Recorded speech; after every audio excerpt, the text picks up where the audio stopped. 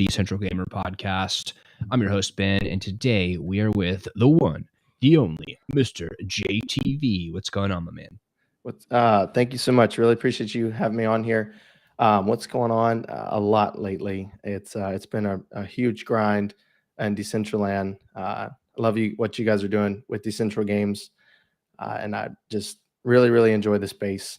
But overall, super busy, but it's super fire too. Yeah, amazing. So, folks, today we have a little bit different of an episode. We're going to shake it up a little bit. So, JTV is pretty focused on the content creation side and the streaming side. And so, what we're going to talk about today is just some of what you're seeing in the landscape as far as content creation, streaming decentral games, streaming ice poker, and just kind of what you're seeing in that whole realm. And, maybe what we can do by the end of the episode is perhaps inspire some people to start their own ice poker streams, start their own decentral game streams, and just kind of talk about the whole content creation side. So it's going to be a little bit different of an episode, but maybe you can give us a little bit of a background on how you really got into crypto in general, and then how you got to where you're streaming in this particular plane or in space. Yeah, so I started mainly in the space of crypto, which I think that a lot of us that are here have done something similar. But about 5 years ago, maybe, or let's just say 2017, early 2017 is when I initially heard about Bitcoin through RuneScape. Actually, from there, I got into it. Was pretty sold on the idea for in about a week of hearing about it. So it was pretty quick, pretty easy. It made sense to me. From there, I moved on, learned about other cryptos, kind of invested as much as I could, as much as I could constantly, and it was super exciting. I made a lot of friends in the space, and then leading up, fast forward, go through the years of learning about Bitcoin, Ethereum, kind of hearing, everything has happened in crypto to go to NFTs, which is really crazy. NFTs, they took a while for me to understand, how that could play out and work and was functional in society with kind of everything. Still a lot of work to do there, but overall NFTs. And then you find out that you can wear NFT wearables. When it came to Decentraland, I'd heard about Mana. I actually had Mana. I didn't even know you could log in. So once I'd heard about it, which was from my brother, he's like, "Hey, did you know you can actually log in here?" And I was like, "No, I didn't. So let me go try." I tried it. It didn't actually work the first time, which was super frustrating. I was like, "Why?" It had to do because I was using the wrong browser. But anyways, they have a client now. But once I got logged in, I saw it. I saw the party hats on the market and was like, "Wow, this is really cool. I love that." So I started buying party hats because I was just like, that's kind of my background in RuneScape was rares, party hats, Santa hats, things like that. Probably, I think it was like the second or third day, or very soon when I logged in the first time, which was back in November of 2021. I immediately went to try to find content in Decentraland because I didn't really know what to do. And it seemed like nobody else knew what to do there either. So what we did, I just went live on Twitch and there was no one else there. So people I just started running around the map, like letting people know that, hey, look, I'm live on Twitch. I don't really know what I'm doing. And people came, they came to check it out, the stream. They started telling me stuff that I had no idea about because I'm like sitting here asking questions like, what's this? What's that? How do you do each thing? Like, how do you get on the Polygon network? And from there, we kind of learned together, and over months and months of trying things, testing things out, trying to figure out what works, even up to getting wearable designs done and published. And through there, I've built an audience on Twitter, Twitch, Discord.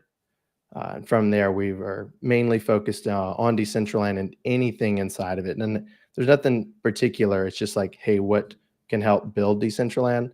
And that's what our current goals are. And here we are today, about 6 months later from originally starting. And there's been a ton of streamers that kind of piggybacked on the original start of Twitch streaming on Decentraland. I love that. So when you first got started, 2017, it seems like you kind of picked up pretty quickly on crypto and just kind of like what it all was and how to do it.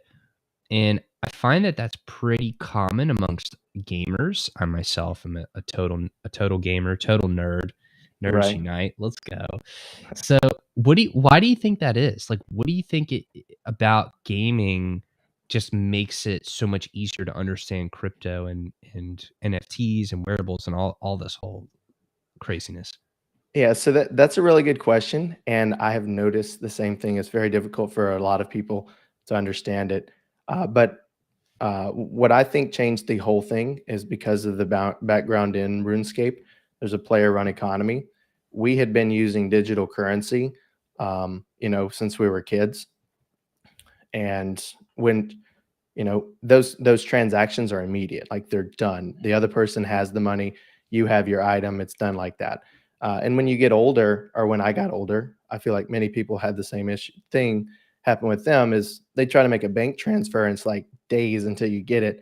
And you're just kind of like, okay, so there's a digital world where I can get everything I want instantly. And then we go to the real world and we got to wait 3 to 5 business days, which could almost be a week, depending on when you started that transaction, if a weekend's through it. And you're just like, wow, this is insane. So that with Bitcoin, it was just like, wow, we can make a transaction completed in, 10, 20 minutes, depending on some variables. But overall, it's way faster, much more secure. And that made sense off the bat. And when it comes to NFTs, we'd been trading digital assets that were rares that had a finite supply since we were kids as well. And which a lot of people from RuneScape that I was friends with actually came to Decentraland when I started talking about it a lot. And the idea of the NFTs are like, we understand it. We've been trading digital assets and have a value, even though it's just like most people think, okay, I can copy and paste it. But the thing is, you can actually make a private server for RuneScape if you wanted. You can go copy all the party hats you want. It doesn't make them valuable. It's about where they are and who has interest in that. So that might be why a ton of gamers understand it. It's because they've already been experiencing it their whole life. Totally. And I feel like there was this pain that a lot of people felt, especially if you came from like the Diablo world, which I cut my teeth there super early on, where like Uh-huh. you would go to trade and somebody would put up a piece of armor that you wanted and you'd put up whatever you're trading for it. And then like they'd quickly like remove it and put it back and it would be something different. And if you didn't catch it, like you got scammed and it was done. And Mhm. and so now with NFTs, like it's just it's a lot more secure and you can actually know like, okay, this is exactly what I'm getting. This is how much I'm Right. paying for it. And you don't Yeah. have to get yeah, Look, I had the same issues. It happens any game where you have a trade peer-to-peer trade screen, that happens. And you always it's awesome because you had to be a skeptic when you're accepting a transaction. Even if you even may have kind of known the person, you're not just going to blindly accept it. And I think that's also a really good background to have also, because people can put up fake NFTs, and if you don't fact check that, you absolutely, the probability of you getting scammed in the future, it just is exponentially higher if you're not like, hey, look, is this actually on chain? Is this where they're saying it's from, and is it what I want? So I think that's really important. When you get scammed out of a for RuneScape, when you get scammed out of a rune set of armor 10 years ago, and you're just like, wow, I worked for months for that, and now it's gone. That's not, it's like, okay, you were a kid, you played some time, you wasted time doing it. But now it's just like the knowledge that we receive from that is extremely powerful in our lives today because we had that experience a long time ago, where a lot of agreed. people haven't experienced that yet.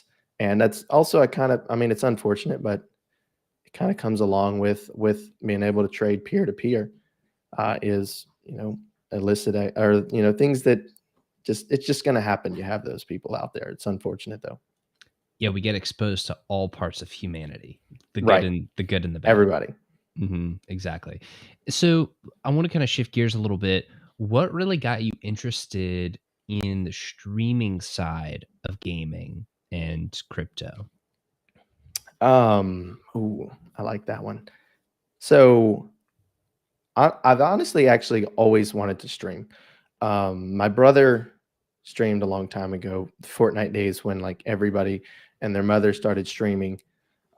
But I could not find out. I streamed a couple times, but I just couldn't figure out how to make that work. I really enjoy talking with people. I enjoy the interactions, the social aspect, along with you know, being able to make those collaborations just out of people that you know. I've found that that's very important. But from a young age, I've wanted to stream, just never found the right reasons to, or something that I found that could work. And when I got into Decentraland, it was just like that. If this is a shot, if there's any time in my life that I can start to stream, this is it. So I took on it and I went, um, you know, full on hard as I could toward it. I mean, just a little bit about that, just to show how hard that I was focusing on it. There were times when I first started, November, December, January, I was getting some days 2 to 4 hours of sleep, and just like 20-hour grinds on trying to make that work. So it was a lot of work up front, but I was also extremely passionate about it. I've kind of fixed my schedule a lot, which is really important to get enough sleep, and then also be able to schedule everything out and focus on basically the highest priorities, whatever those are, put them on a schedule, place them out, and then execute them. Yeah, that makes a lot of sense. So I actually think there's a huge opportunity right now for people who want to stream crypto games, and specifically decentral games, and specifically ice poker. I think there's a huge opportunity, and you've done a lot of raids on folks that have been streaming playing poker, and so maybe you can kind of help us understand what it really would take in order to get started with streaming, and really like what you see as some of the biggest opportunities of becoming a streamer and really building out a full stream and a full broadcast and a community and all that. Because I feel like a lot of people, it's just kind of this thing that they're like, okay, this is something I could do, but I don't really know what it would take to do it. And I feel like a lot of people would love to do it, kind of like, in the beginning, early on for you, where you're like, man, I want to do this thing, but couldn't really get a handle of it. So maybe you can help us kind of understand what it would take to become a decentral game streamer. Okay. I would start out, I mean, of course, start out with streaming, but from the technical side to or basic side to more technicalities. First thing that you'll need is a computer and two monitors minimum, and that computer has to be able to run a stream and whatever, or and if you're and Decentraland to play poker. Um, so from there, that's minimum requirements. The other thing is, which I learned this rather quickly because of because of everything I was having to deal with. But you have to have a ton of you. I say a ton. You have to have a lot of energy, and you have to be exciting. You have to be motivated. You have to be happy to help people, and because people come to me all the time. Well, it's really important to be a problem solver. When people come to you and you don't know the answer, if you just tell them no or just ignore them, I think that's a big turnoff. But when you come out and you're like, "Hey, I want to help you do this," I think that you've now uh, you've gotten that person to be interested in you because you went out of your way to help them. And you have so basically you really have to interact with your audience, help them with what they have, and then you need to find something that is appealing to the audience that you're working with. Like if I got in on Decentraland and just started running around, you know, there's only so much that people can be interested in that because they can go run around themselves. If someone who's playing poker and they just sit there and play poker and do nothing else, that's boring. Nobody wants to watch that. But if you can come up with conversations that interest people, whether it's something around DG, whether it's something about Decentraland, whether it's the latest news, something that gives people that has an interest. If they want to watch poker, you can go watch poker anywhere. You can have some really, really good poker players. But the thing about streaming is it is about creating content that is appealing to the audience that you're trying to get. But I mean, overall, just to sum it up, obviously basics of a computer and some screens. But motivation, willing to help people, willing to figure out things that other people may not be able to figure out, and then also making connections. But so connections, and then that last part that I had just said, what was it? Of kind of having your unique angle of not just doing the thing, but also having like your own spin on it, whether it be current events or solving problems or something else like that. Right. Yes. Yeah. It's about having additional content to what you're doing. It's just not if I got on and just streamed poker and just didn't say a word, that's a turnoff. But whenever you see people message you in your Twitch channel and you don't say anything to them, nobody really wants to interact with that. So they're there to interact. If they want to watch TV, they can watch TV. So I think that separates, and it's a good start to get on the making content as a live or just as a YouTuber, which I have found out, just to add on, there is 3 different things. YouTube is one of, you do everything offline, record yourself, fully out edit. When you're on Twitch, you're live. Anything you say is, it's held against you. So you have got to be very careful of what you say, even if, you had the right intentions, but the wrong thing was said. That can really be a super large problem. But I've also seen users when I raid them with hundreds of people, sometimes they just like kind of panic and freak out. You can't do that. You just have to know, whether there's 5 people watching or 500, you just have to stay calm. You keep doing your thing, which I do sometimes have like a little set of notes to kind of keep on track, which is easy for me to get off track. So just keep that in mind when you are streaming versus just editing videos. But one experience that I did have that was outside of it is talking in public. I recently spoke at LSU class in front of like about 100 people, and it's way easier to talk in front of a camera than it is in front of a live audience. So hold on, I want to go back for a second. What was going on when you raided with a couple hundred people and the streamer was just not prepared for it? Like, what did they do differently? There was it happens. It's happened several times. The first time I did it was with someone who was actually playing DG. They were at a poker table. I streamed them. It was, I know it. I only can't think of it because I'm live right now. But anyways, it was a lady that I had streamed that I had done that to. But anyways, her reaction was just like, is like, wow. She focused on so much. There were people there, and I was just like, okay, you don't just stop focusing on what the people are. And she just kind of like balled up in her chair and was just like kind of super nervous.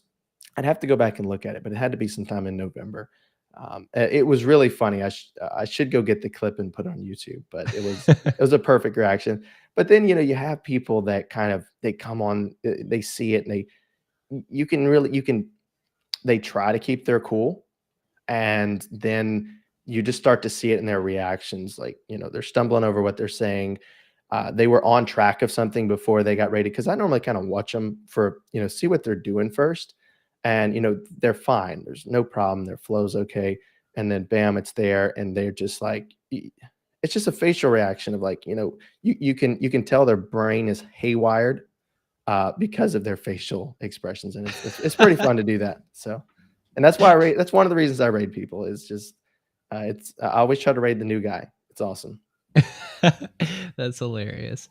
So, okay, so I like this idea of keeping notes on your stream because we went through like the tech, got to have a computer that can handle it, both the game and the stream.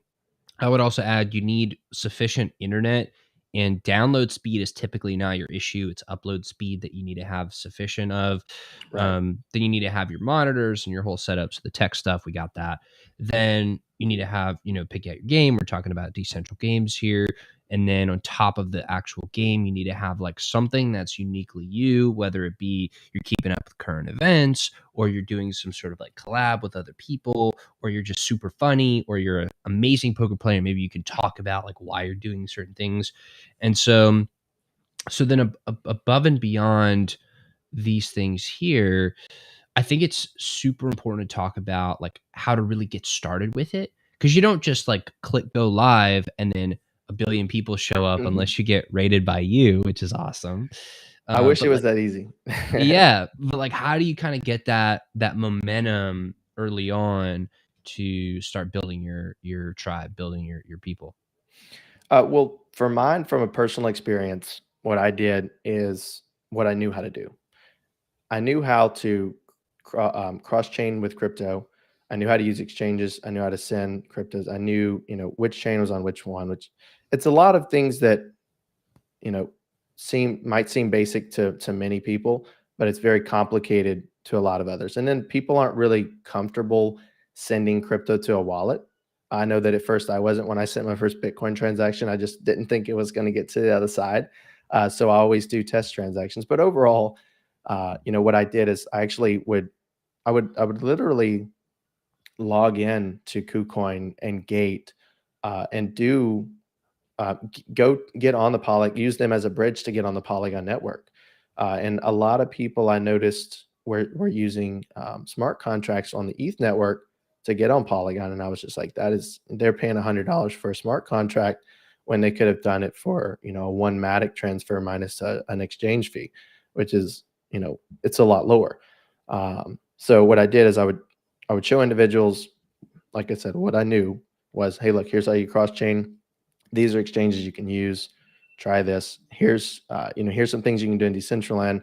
They got Wondermine, which most people know about. Here's DG. I got to the point where some people were asking about how to get wearables, and it was so much that in our Discord, which has over 2,000 people in it, and we have an ice poker channel there actually, where if you want to get delegated, you go there, and there's several people that have them, and they do delegate, and they kind of change up who they're delegating with depending on how much those users are doing. But overall, it's just like finding what you're good at, finding the people who need to know that, and then building a structure around it to where it's not just you helping them, that either it's content and videos that you're creating for them, or you have other individuals like moderators that are actively wanting to help them. So you can just say, hey, here, go here. We can help you with that. And so I love that idea of figuring out like, okay, this is what I'm good at, this is what I know how to do, and I can help people with. I think that the thing that most people will struggle with is the part of finding the people who need what you got. How did you actually go about? Because if you, I mean, you set up a new account and then you may be the most knowledgeable person in the world, but unless you're sending traffic from somewhere, like how do people even find you? So how did you go out and find those people or allow them to find you once you already knew what you were good at? Right. I mainly two ways. One of them was I knew that the people in Decentraland were the ones that needed that information. So and I still do it to this day. I actually copy a certain thing when I go live. There's a bunch of realms. I won't go too far into there, but basically when you're in Decentraland, you can be in different realms and different islands, which kind of makes you know which people you're around, kind of like different worlds in a video game. You might not be around one person when you're in one world, but you're around a different person in a different world.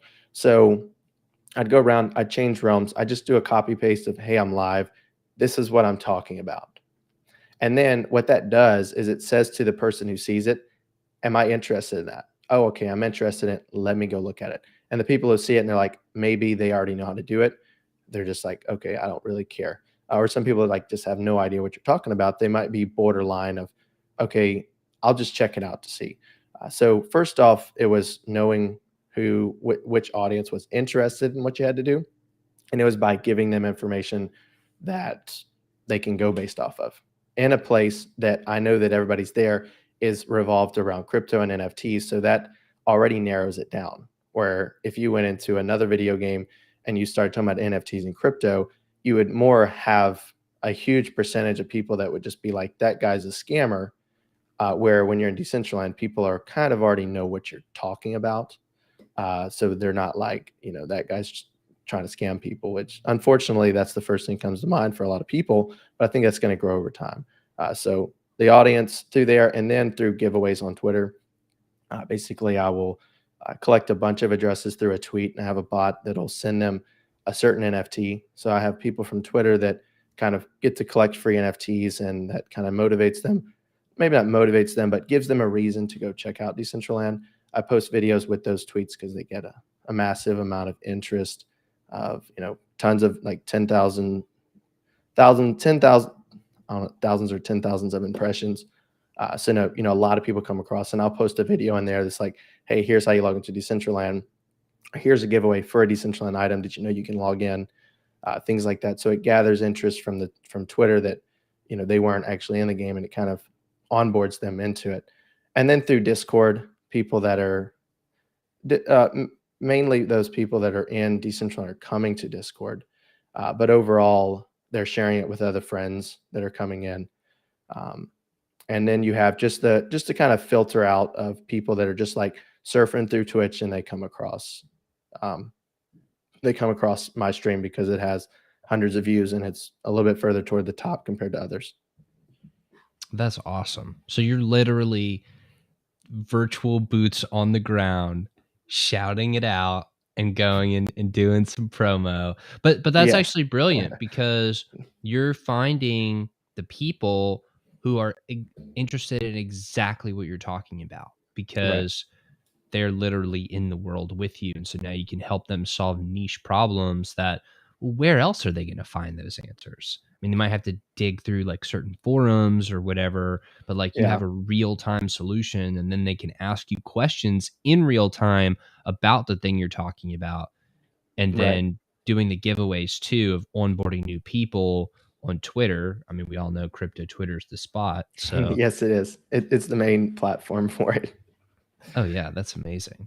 So, But just to add to that, mhm. with when you say real time, so that is the most important thing. And I ask people, I'm just like, ask me here what you want to know, and I will like if I know the answer, I will do it live on stream where you can actually see it and walk through. And if you have any questions, let me know. And there's nothing. It doesn't matter where you go. You can't get anything better than that because it's real time help. It's almost like a helpline. But there's also a lot of times if I go through my messages, because each time I get this recap of my stream, every stream I have more than 1,000 messages, and I try my best to read them all, which can be very difficult. But overall, I've kind of learned to filter them out and see like, okay, this person has a legitimate question. I'd like to answer that, and help them out the best I can. But it slowly starts to get really flooded with people. Yeah, that's amazing because it really is like the highest level of service that you can provide to people is they have a question and in real freaking time you're answering it, you're showing them exactly how to solve that and then they can ask follow-ups. That's A- a- amazing. And it's for free. Right. Live help for free, which I appreciate when people sub, but overall, like they're literally getting live help for free anytime they ask, and you can't get better than that. So Yeah, that's amazing. So when you're now as you're now scaling up, I'm trying to think through like the life cycle of building a stream. So you've gotten your initial couple of people and you've done that by boots on the ground or the virtual ground. You're shouting it out. You're telling people, this is what I want to help you with. This is what I'm doing. Let's get you some help. Let's solve your problems. And then you're shouting out on Twitter. You're doing giveaways. You're providing value to the people. So you've got a couple of people. And then once they're on the stream, now you're really helping them and you're building relationships with them. This is mhm. something I want to kind of dig into for a second. How important is the relationship building on the stream, and maybe it is the solving problems, maybe that's how the relationship is built, but like how else do you really build that relationship with the people who are coming onto the stream? Let me. So you're asking how I build relationships with the individuals? Yeah, and really with Okay. the community as a whole.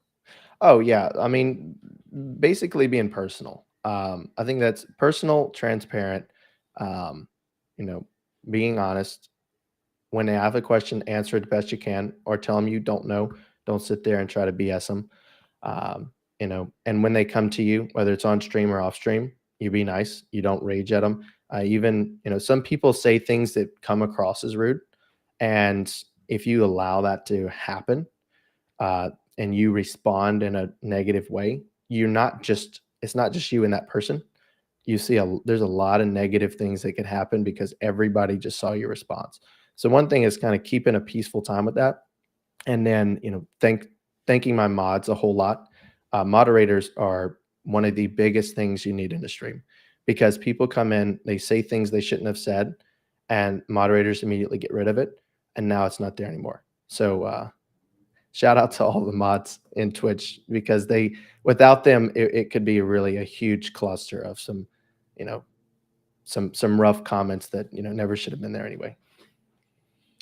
So it's really it seems like it's almost just as people are commenting and the questions and everything's coming in, it's handling that and responding to that and engaging with that in a really personal way. Yes, for sure. Which, when I say personal, I mean, like I said, it's about communicating, caring, being honest with them. And I think that when it comes to just people in general, that's all we want. We just want to know that this person's genuine. And when they have a full line of, I don't want to say line, but there's a consecutive amount of, hey, look, this is what I'm doing. It's just honesty. When you get caught in maybe a lie or something, when you've done that, you've just hurt your reputation so much. So that honesty and that transparency constantly flowing in, and giving people, they know that you're genuine, and that's what I think makes it very personal in them wanting to come back, because they know that maybe they can't find that anywhere else, or I've already built a relationship with them, and that's what they want. And I know I have a lot of friends, and that's why I really like them, is because they're honest. They're going to tell me, maybe if even if I've screwed up, some of them are like, hey, look, you screwed up. And when you have that relationship with someone, it's you're not going to lose it until you break it. That makes a lot of sense. It seems like the same rules that apply IRL apply here. It's like Right. be respectful, be yourself, be cool about things. And then when there are things that, and then you kind of hopping back to the last question, when there are things that are there, people that are just kind of crossing the line, well, there's some moderation, and just to kind of keep the peace and make sure that everything kind of stays peaceful, stays Right. peaceful.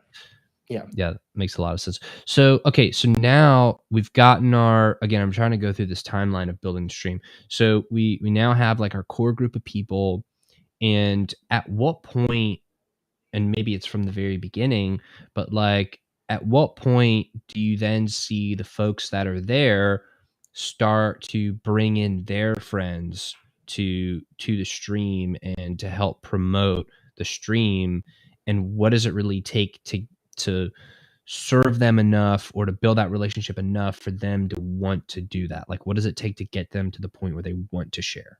Right. I think that once they've been helped, that their goal, when one of their friends needs help, that if they have a trustable source to send them to, which that's what I'm trying to be, then they will definitely give a referral for that. So I think, when it comes down to it, they were doing it from the beginning.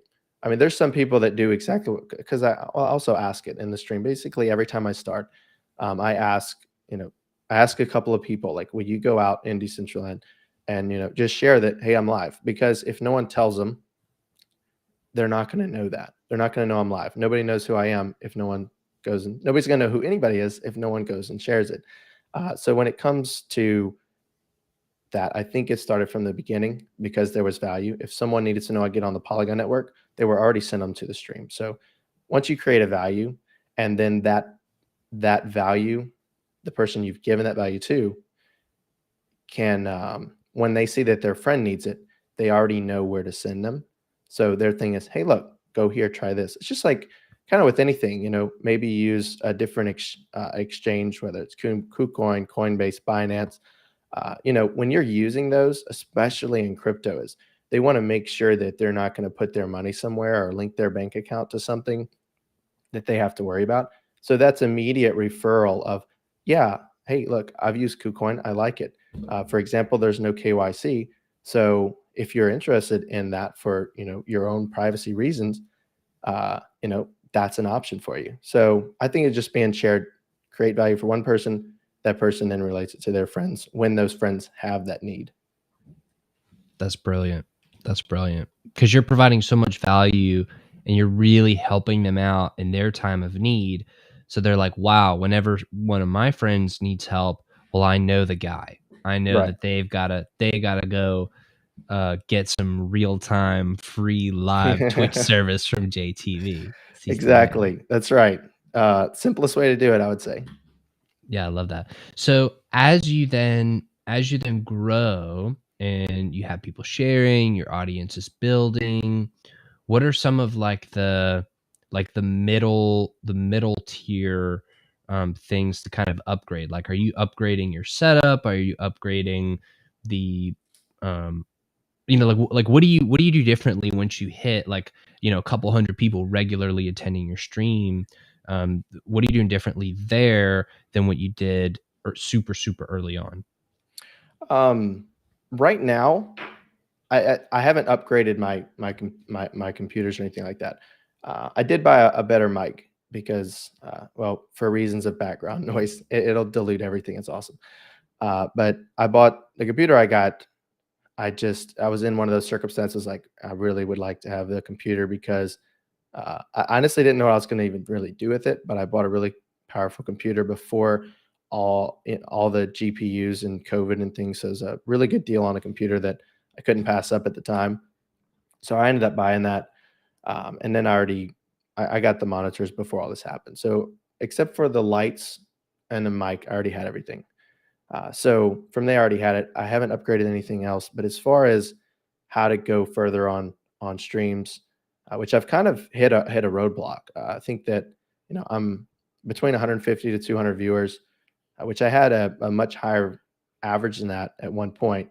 But right now, that's about what it's hitting at. And what I'm currently doing is trying to, which I'm trying to get more people on here with things that provide value to others, kind of like streaming with you on here with DG. That's really awesome.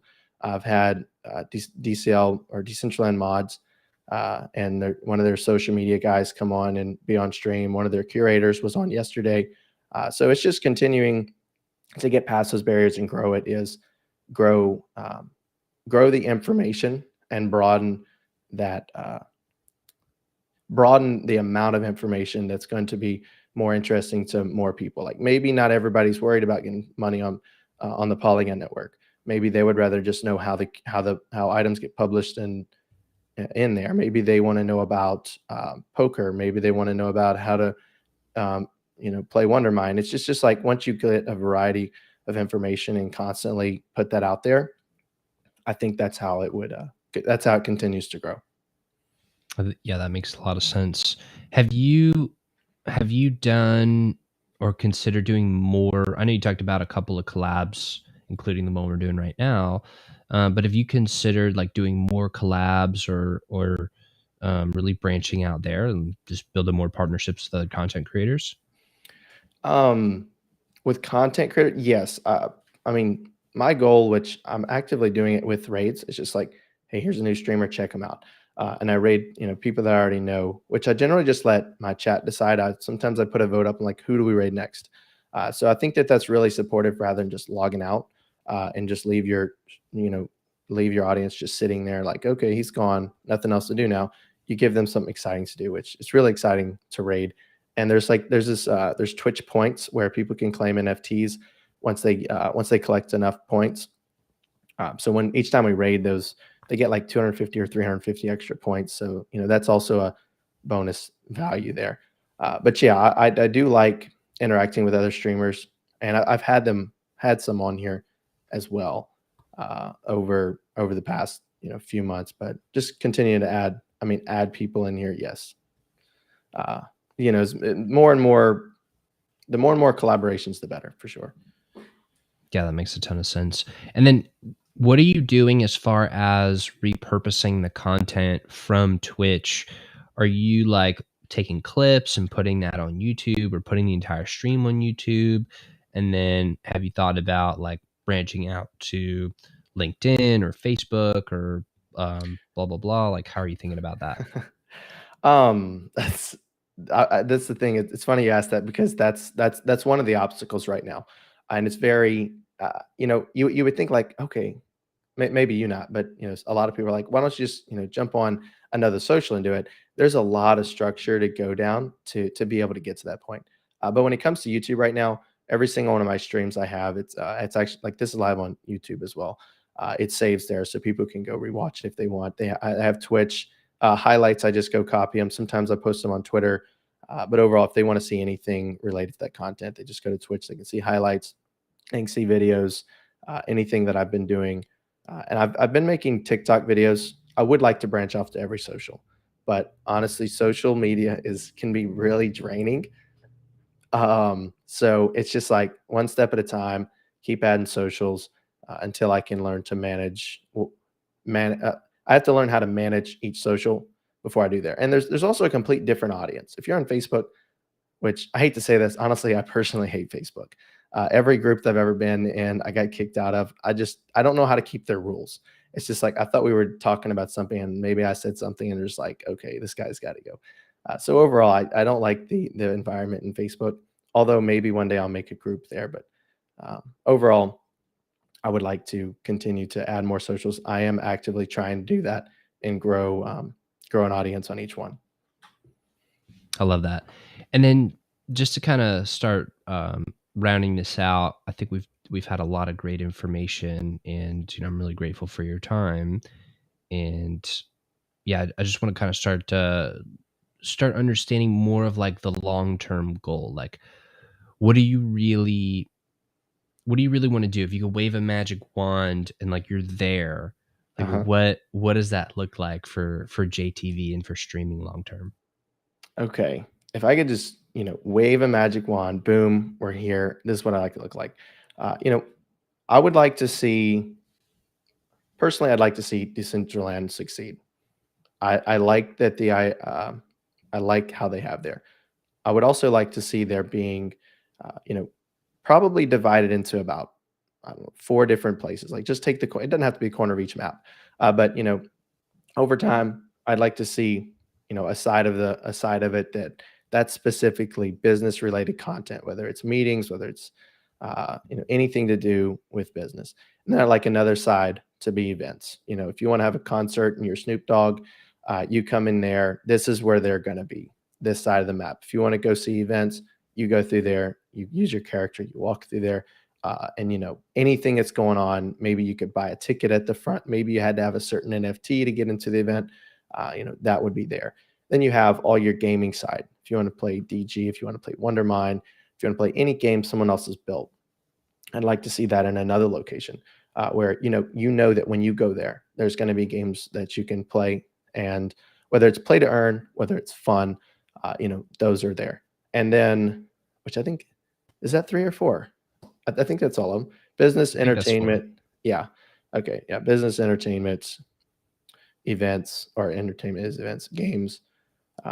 So yeah, that's what I would like to see. And then I love to see the ownership of items. I think that's really important. I've always wanted it. I've messaged RuneScape several times, which they've never.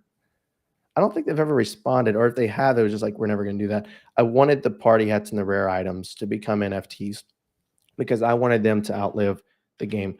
I wanted 20 years from now, if RuneScape was alive or not, I want people to have that. And it's not that that's important to me because honestly, it's cool you can wear the item, but it's the item itself, it's the history behind it that's important because it's like art. It's just like, I like this because of these reasons. It's got a history, it's got a story, and so many people love that. So I'd like to see everything digitally owned, have a marketplace where people can trade NFTs, where it can be fun to do, um, and just have a full economy around Decentraland and call it the metaverse. I love that. I love that. I think you're so on point with the items. Like, just for example, imagine if all of our characters were NFTs and all the items that the characters had were NFTs. Like, Uh-huh. just the other day, I was talking to somebody about my old days in World of Warcraft, which I played for like easily a decade, and I'm not even 30 yet, so it's like a significant portion of my life. Nice. And they were like, "Oh, well, can you look up your character?" And for whatever reason, like, the character wasn't there, Hmm. and I was like, man, I put in so much time and effort into freaking Right. grinding to get to level 80 or 90, whatever it was at the time. Uh-huh. And like, it would be so rad to be able to have that, like, that character in my wallet, to be like, look what I did. It Right. may have been This a is it. questionable decision devoting that many hours, but here it is. Here it is. Right. I mean, I get that. My character on RuneScape's been dressed the same for probably 5 years. And that's the style of it. If I could grab that character, which unfortunately there's copyright laws against stuff like that. But if I could get that character and I could just kind of copy them, put them in Decentraland, I would totally run around with it. And by the way, the character has a red Santa hat on. It's really weird, but in RuneScape, it is absolutely normal to run around with Christmas themed items all year round. Hey, everybody loves Christmas. There's That's nothing right. wrong with that. That's right. I mean, we're talking about it's March, almost April, and it's just like Santa hats are one of the items in Decentraland that I'm really fond of. Well, I feel like a lot of people, they tell time and the month it is by how many months away from Christmas it is. So. That's true. That's true. I could, yeah. I remember as a kid I would do that. It's like it doesn't matter what month it is. Like how many months till Christmas? Okay, I got an idea on what Exactly. time it is now.